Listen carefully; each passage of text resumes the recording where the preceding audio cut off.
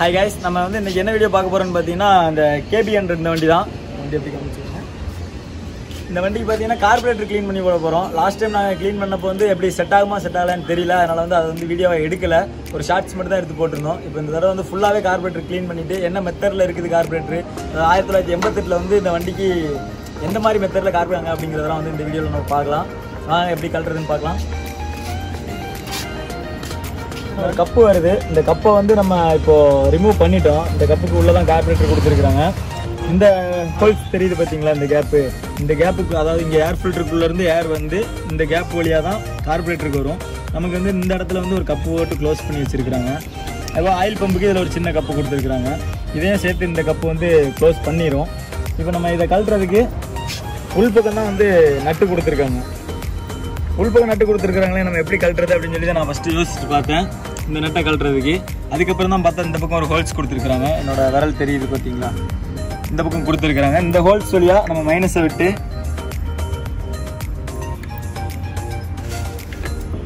இது வந்து கொஞ்சம் டைட்டாக தான் இருக்குது, பட் இருந்தாலும் கழட்டுறது ஈஸியாக தான் இருக்குது. அதை மட்டும் நம்ம லூஸ் பண்ணாலே போதும். இது வந்து நாங்கள் டெஸ்டிங் ஹேண்ட்லேருந்து பெட்ரோல் மாட்டி வச்சுருந்தோம். ஸோ அதை ரிமூவ் பண்ணிக்கலாம்.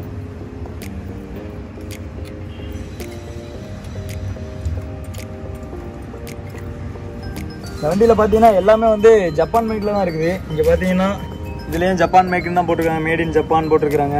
இப்போ கார்பரேட்டரில் பார்த்தீங்கன்னா கார்பரேட்டர்லேயுமே மேட் இன் ஜப்பான் போட்டிருக்கிறாங்க. அதுபோக நேற்று வந்து கிளச்சு கழட்டி மாட்டணும். உள்ளே இருக்கிற எல்லா ப்ராடக்ட்லேயுமே வந்து மேட் இன் ஜப்பான் தான் போட்டிருக்கிறாங்க.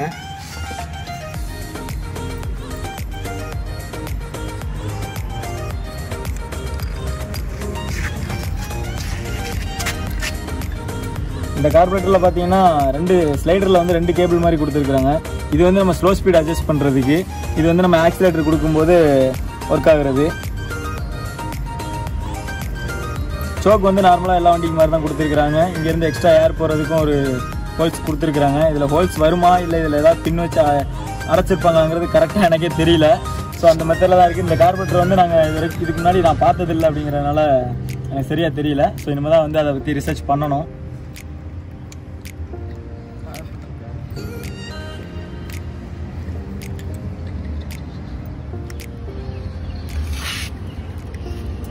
அதுக்கப்புறம் பார்த்தீங்கன்னா எல்லா வண்டியும் ஏர் ஸ்க்ரூ வந்து இந்த மாதிரி சைடில் தான் கொடுத்துருப்பாங்க. இந்த வண்டிக்கு பார்த்தீங்கன்னா இந்த இடத்துல கொடுத்துருக்காங்க. இதுதான் வந்து ஏர் ஸ்க்ரூ. இதில் தான் நம்ம வந்து மைலேஜுக்கு டியூனிங் பண்ணுறதாக இருக்கட்டும் எல்லாமே வரும். அதுபோய் கீழே வந்து ரெண்டு ஹோல்ஸ் கொடுத்துருக்காங்க. இது எதுக்குன்னு எனக்கு தெரியல. ஒன்று வந்து கார்பரேட்டர் கப்பை வந்து ட்ரைன் பண்ணுறதுக்காக இருக்கும், இன்னொன்று வந்து எதுக்காக அப்படின்னு கரெக்டாக தெரியல. ஸோ நம்ம வந்து இதை கழட்டி பார்க்கலாம். ஃபஸ்ட்டு நம்ம அதுக்கு சோக்கையும் ரிமூவ் பண்ணி எடுத்துடலாம்.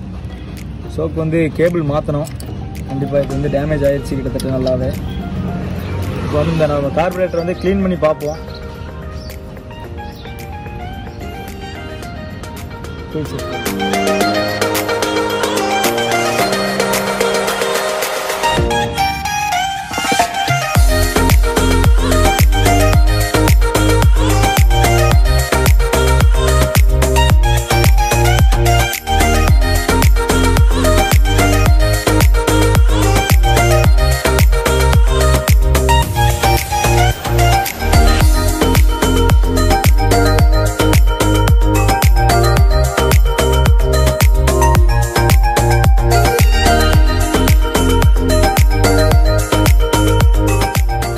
கார்பரேட்டரில் பார்த்தீங்கன்னா உள்ள ஃபுல்லாகவே வந்து டஸ்ட்டு தான் இருக்குது எல்லாமே. என் கையில் ஊற்றினா எதுவும் தெரியாது, ஆனால் என் கையே டஸ்ட்டு தான். இதில் பார்த்தீங்கன்னா தனியாக தெரியும்னு நினைக்கிறேன். இந்த மாதிரி டஸ்ட்டு இருக்கிறதுனால தான் பெட்ரோல் வந்து இன்லெட் ஆகிற பெட்ரோல் வந்து உள்ளே வர்றது இந்த வழியாக தான் வரும். இதுக்குள்ளே தான் நீடில் இருக்கும். இது வந்து இப்படி பெட்ரோல் உள்ளே வந்ததுக்கப்புறம் க்ளோஸ் ஆகணும். அப்படி க்ளோஸ் ஆகாமல் உள்ள டஸ்ட்டு தான் அடைச்சிட்டு இருந்துச்சு அப்படின்னா டேங்க்லேருந்து வர பெட்ரோல் வந்து ஃபுல்லாகிடும். இந்த கப்பு ஃபுல்லாகிடும். இந்த கப்பு ஃபுல்லாகும்போது என்னான்னு கேட்டிங்கன்னா இந்த ஹோல்ஸ் வழியாக பெட்ரோல் வந்து கீழே போக ஆரம்பிச்சிடும். ஸோ இந்த மாதிரி தான் பிரச்சனை வரும். இது வந்து ரொம்ப நாளாக நின்றுட்டு இருந்த வண்டி, ஆல்ரெடி நாங்கள் வந்து சொல்லியிருப்பேன். ஸோ அந்த மாதிரி நின்றுட்டு இருந்ததுனால உள்ள ஃபுல்லாகவே டஸ்ட் இருக்குது. இன்னுமே இந்த டஸ்ட்டெல்லாம் நம்ம கிளியர் பண்ணோம்னா அந்த கம்ப்ளைண்ட் வந்து அரெஸ்ட் ஆயிரும்.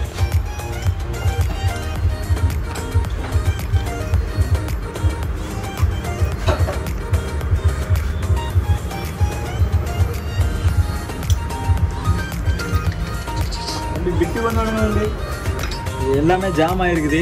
இது வந்து அப்படியே வச்சு கழட்ட முடியாது.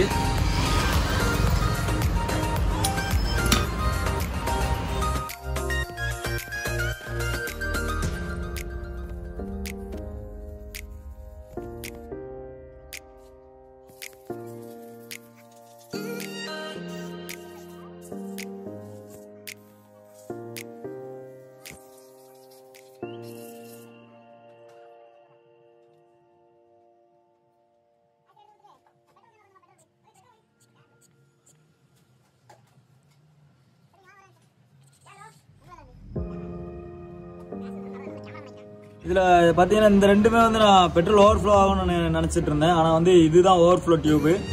அதுக்கப்புறம் பார்த்தீங்கன்னா இது வந்து கார்பரேட்டர் ட்ரை பண்ணுறதுக்காக நான் ஸ்க்ரூ கொடுத்துருக்குறாங்க. இது வந்து டம்மியாக தான் இருக்குது, எதுக்குமே வந்து யூசேஜ் இல்லாத மாதிரி தான் கொடுத்துருக்குறாங்க. ஆனால் எதுக்குன்னு தெரியல எனக்கு.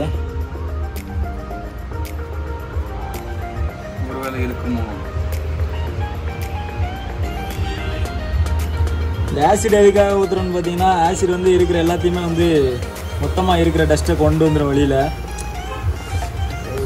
இருக்கிற டஸ்ட் எல்லாத்தையுமே அரிச்சு எடுத்துகிட்டு வந்துடும். பார்த்தீங்கன்னா உங்களுக்கே தெரியும், கொதிக்கிறது தெரியுது. நம்ம நார்மலாக டீசல் வாஷோ இல்லை பெட்ரோல் வாஷ் அந்த மாதிரி ஏதாவது பண்ணும்போது வந்து அந்தளவுக்கு இதில் இருக்கிற டஸ்ட்லாம் வெளியில் வராது. அந்த மாதிரி ஆசிட் போட்டு க்ளீன் பண்ணும்போது எல்லா டஸ்ட்டுமே வெளியில் வந்துடும். ஆனால் கொஞ்சம் நேரத்தில் எடுத்துடணும், விட்டுறக்கூடாது. இன்னும் அதிகபட்சம் ஒரு 5 நிமிஷம் 10 நிமிஷம் அந்த மாதிரி இதில் ஊற்றி வச்சுருந்தீங்கன்னா எந்த பிரச்சனையும் கிடையாது. ஆனால் 1 மணி நேரம் 2 மணி நேரம்னு சொல்லி நீங்கள் உள்ள வச்சுருந்தீங்கன்னா கண்டிப்பாக வந்து இந்த பீஸ் வந்து உருகிரும். மீன்ஸ் அரிச்சு எடுத்துரும் எல்லாமே. இந்த அலுமினியம் வந்து கொஞ்சம் கொஞ்சமாக கரைஞ்சி போயிடும். ஆசிட் கையில் பிடிச்சோன்னா இல்லையா? இந்த ஆசிட் வந்து கையில் பட்டாலும் அந்தளவுக்கு பெருசாக வந்து எதுவும் ஆகாது. ஸோ அலர்ஜி ஏதாவது இருந்துச்சுன்னா கண்டிப்பாக வந்து பிரச்சனை வரும். அதனால் கையில் படாமே பார்த்துக்கோங்க.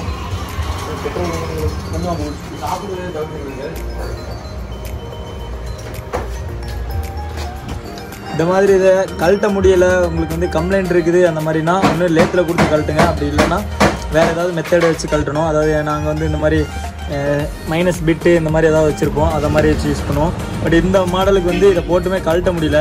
இதில் வந்து லைட்டாக காயமாகுது. ஸோ இது வந்து ஓவராக காயமாகிடுச்சு அப்படின்னா இந்த மாடலுக்குலாம் வந்து கிடைக்காது ஸ்பேரு. ஸோ இது வந்து ஒரிஜினாலிட்டி அப்படியே இருக்குது, ஜப்பான் மேக்கில் உள்ளது. அதனால் வந்து நான் இதையுமே வந்து ஆசிட் வாஷ் தான் பண்ண போகிறேன்.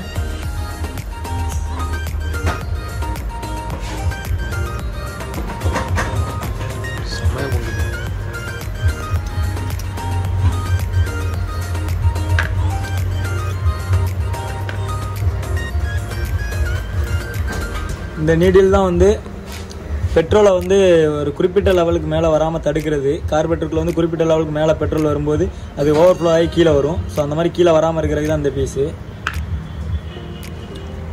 ஸோ இந்த ஹோல்ஸில் தான் வந்து பெட்ரோல் வர்றதை தடுக்கிறதுக்கான அந்த நீடில் வந்து உட்காரும். இதுக்குள்ளே ஏதாவது பிளாக் இருந்தாலோ இல்லை ஏதாவது டஸ்ட் வந்து அடைச்சிருச்சு அப்படின்னா உங்களுக்கு வந்து பெட்ரோல் சப்ளை வந்துக்கிட்டே தான் இருக்கும், நிற்காது.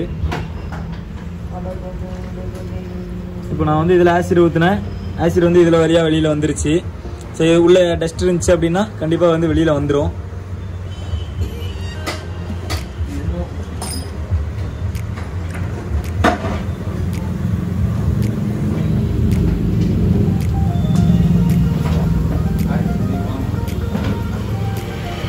இது கூட லைட்டாக பெட்ரோல் மிக்ஸ் பண்ணிக்கிட்டீங்கன்னா இன்னுமே வந்து நல்லா பவராக இருக்கும்.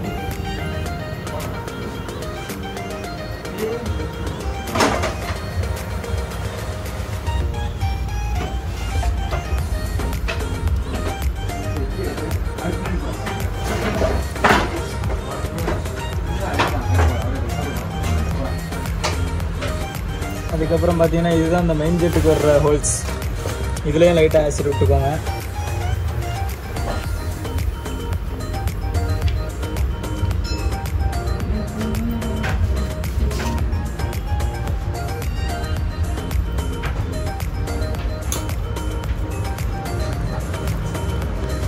இந்த மாதிரி நம்ம பண்ணும்போது கண்டிப்பாக உள்ளே இருக்கிற டஸ்ட் எல்லாமே வெளியில் வந்துடும். அதனால் உங்களுக்கு வண்டியோட பர்ஃபார்மன்ஸ் நல்லாவே இருக்கும்.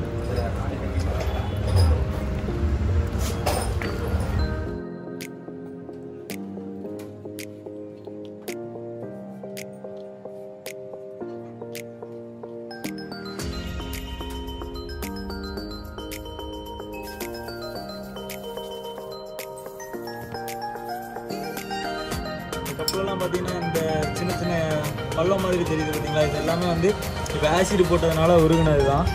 இதுக்கு முன்னாடி வந்து இந்த மாதிரி கிடையாது. இப்போ வந்து சின்ன சின்ன ஸ்டெப்பு தெரியுது பார்த்தீங்களா, இதெல்லாம் வந்து ஆல்ரெடி இந்த கப்பு வந்து கொஞ்சம் என்ன மாதிரி சொல்கிறது உங்களுக்கு இல்லை, அது ரொம்ப நாளாக நம்ம யூஸ் பண்ணாமல் நிப்பாட்டி வச்சுருந்தோம் அப்படின்னா கெட்டுப்போன பெட்ரோல் வந்து இதில் பட்டு உங்களுக்கு இது வந்து பொங்குன மாதிரி வந்துடும். இப்போ பேட்டரியெல்லாம் தெர்மலில் பார்த்துருப்பீங்க, வெள்ளை கலரில் வந்து பிடிச்சிட்டு இருக்கோம், அந்த மாதிரி இது இதாயிரும்.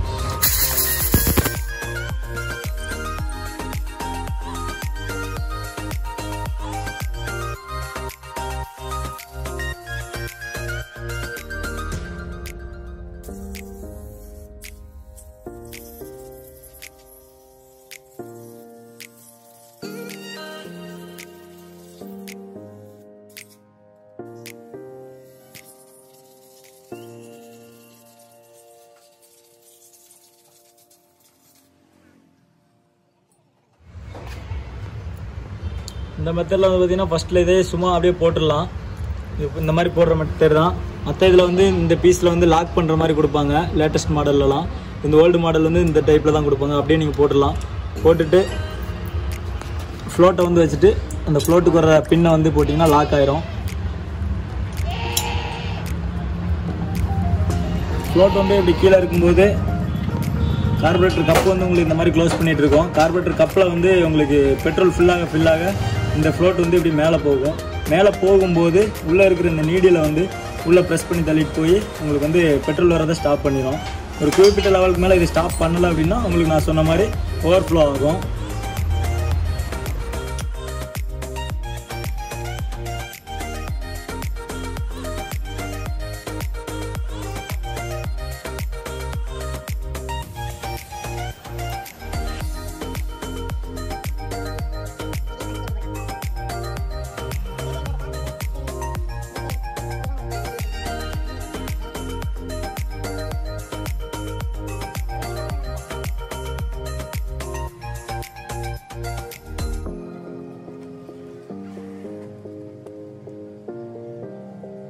இப்போ கார்பரேட்டர் மாட்டியாச்சு.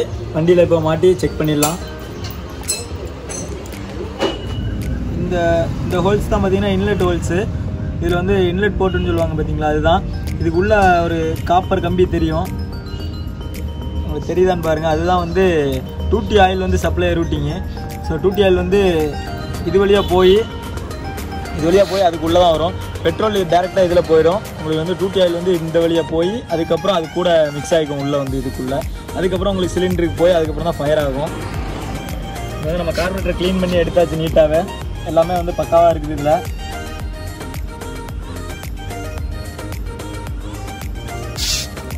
இதில் கார்பரேட்டரை இதில் மாட்டுறதுக்கு முன்னாடியே நீங்கள் இதை மாட்டிக்கோங்க, அப்போ தான் வந்து ஈஸியாக இருக்கும்.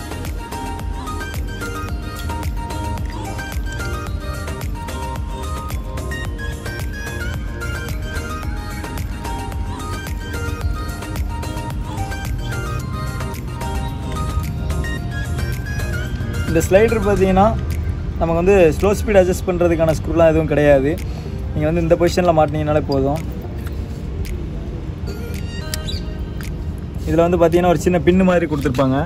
இதுக்குள்ளே சைடு கார்னரில் பார்த்தீங்கன்னா தெரியும், ஒரு சின்னதாக ஒரு பின்னு மாதிரி கொடுத்துருக்குறாங்க பார்த்தீங்களா. அந்த பின்னு வந்து இந்த கேப்பில் போகணும். அப்படி போச்சு அப்படின்னா தான் உங்களுக்கு வந்து கரெக்டாக வந்து உள்ளே போகும், லாக் ஆகும்.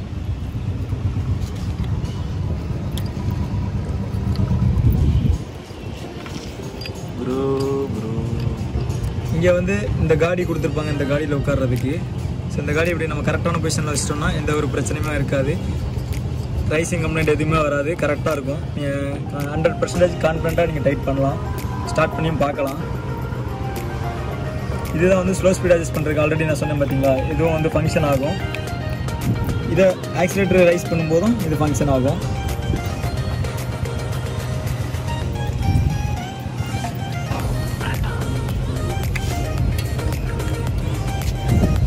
இப்போ வந்து இது கரெக்டாக சீட்டிங் ஆயிடுச்சு. மறுபடியும் நம்ம இதோடைய அந்த ஸ்க்ரூவை மட்டும் டைட் பண்ணாலே போதும். அதுக்கப்புறம் இந்த கவர்லாம் மாட்டினதுக்கப்புறம் ஏர் வந்து சர்க்குலேஷன் இதுக்கு உள்ளோடி போகும். நான் வந்து அந்த மாதிரி இந்த கவர்லாம் மாட்டுறதுக்கு முன்னாடி உங்களுக்கு ஸ்டார்ட் பண்ணி காமிக்கிறேன். அதுக்கப்புறம் கவர் மாட்டினதுக்கப்புறமா நான் ஸ்டார்ட் பண்ணி காமிக்கிறேன். இப்போ மெயினாக நாங்கள் வந்து கார்பரேட்டர் கழட்டி க்ளீன் பண்ணதுக்கான ரீசன் வந்து பார்த்தீங்கன்னா பெட்ரோல் வந்து ஓவர்ஃப்ளோ ஆகுது அப்படிங்கிறக்காக தான். நான் வந்து இப்போ பெட்ரோல் ஆன் பண்ணி விடுறேன். ஓவர்ஃப்ளோ ஆகுதா இல்லையா அப்படிங்கிறத நம்ம செக் பண்ணிக்கலாம். ஓவர்ஃப்ளோ ஆச்சு அப்படின்னா கண்டிப்பாக அந்த நீடில் கம்ப்ளைண்ட் இருக்கும். அந்த நீடில் மாற்றுற மாதிரி இருக்கும்.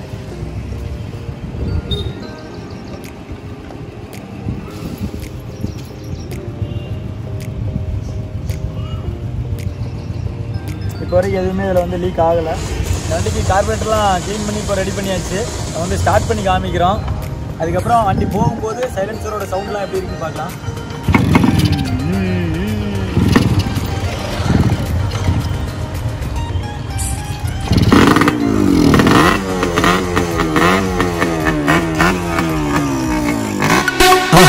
மறக்காம சர்ப்ரைஸ் பண்ணுங்க. தேங்க்யூ.